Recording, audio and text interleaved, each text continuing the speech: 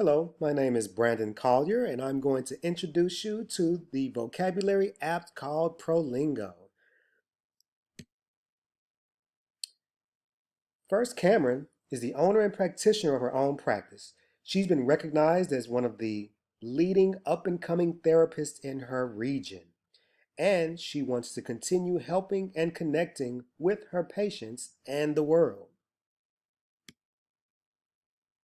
Unfortunately, while building her practice, she has had to sacrifice time with friends, family, and being a mother of young children as well, she hasn't had time to feed her desire to learn new ways of connecting to people. She's busy but wants to pursue the long term goal of learning a new language. She can't put everything on hold to do this. Just then, she's invited to visit Mexico for a conference. She decides to find new ways she can perhaps learn a few key phrases to help her connect to her audience and the people she'll encounter. But with the time being a limited commodity, she struggles to make time for effective learning. Now, Cameron has a big challenge, but there may be a solution. Enter ProLingo. ProLingo's wireframes were built to help people learn vocabulary and language quickly and efficiently. From our wireframes, we wanted to make sure that it moved quickly and that it gave you enough options to be able to add and learn in new ways. Through various usability testing, we wanted to make sure that this was something that she could do quickly. Being a busy practitioner, we wanted to make sure that we tested things such as Quick Start. We also wanted to make sure that she was able to access flashcard sets that she probably saved for her own.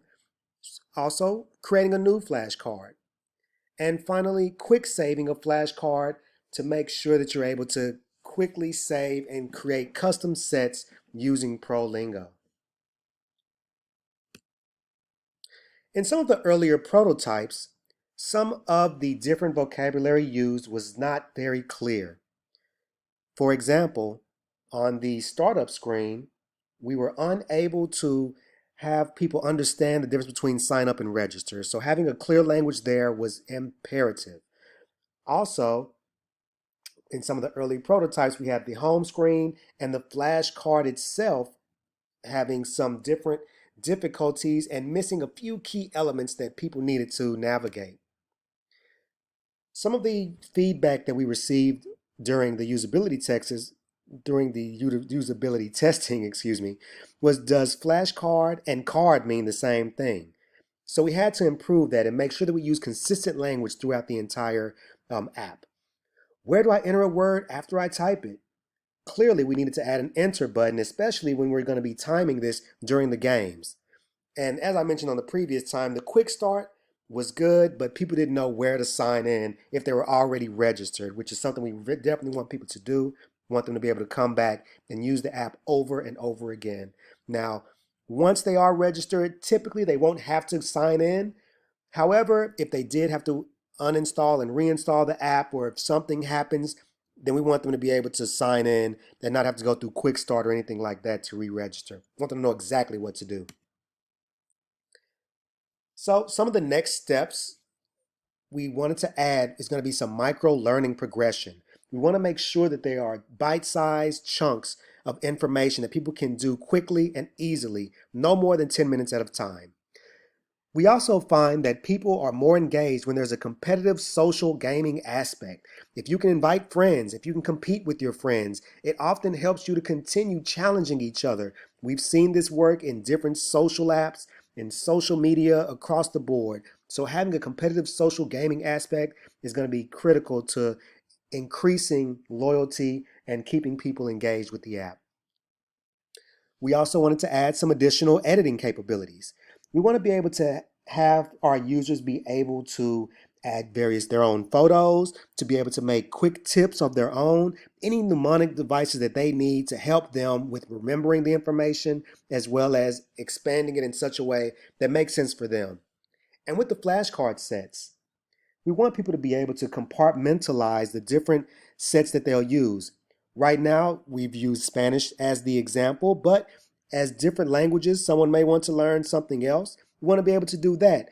If there is a various test, if maybe a student is using this app, we want you to be able to save that as well. So with expanded flashcard sets, we'll be able to save different sets for different modes of learning and for different references based on the need of the user.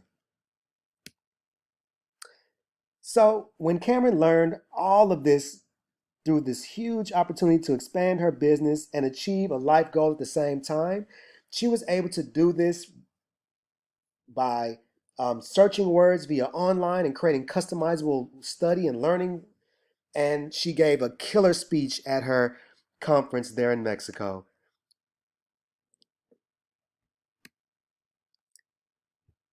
Now, just to kind of do a little bit of retrospective on the whole process in my design thinking, what went really well for me was the customer-centered design. As we went through each task, I was forced even at times to go back to what do our customers need? What are users really needing? What are they asking for?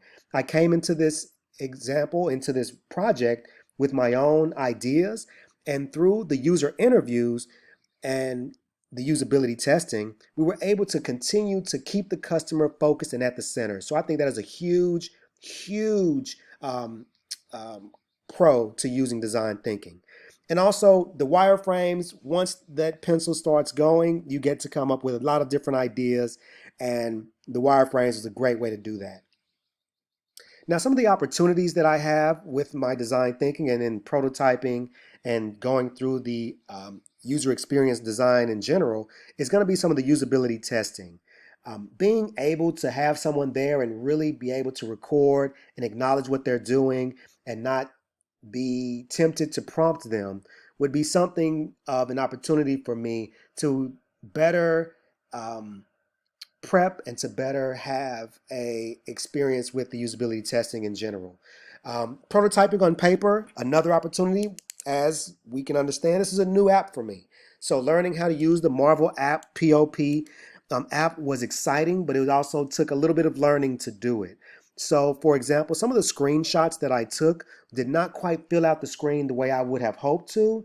However, through a little bit more practice and using the app a little bit more, then on the next projects to come, then I know the prototyping on paper is going to be a great way to, an empowering way even, to show and demonstrate exactly what I'm trying to do with these apps.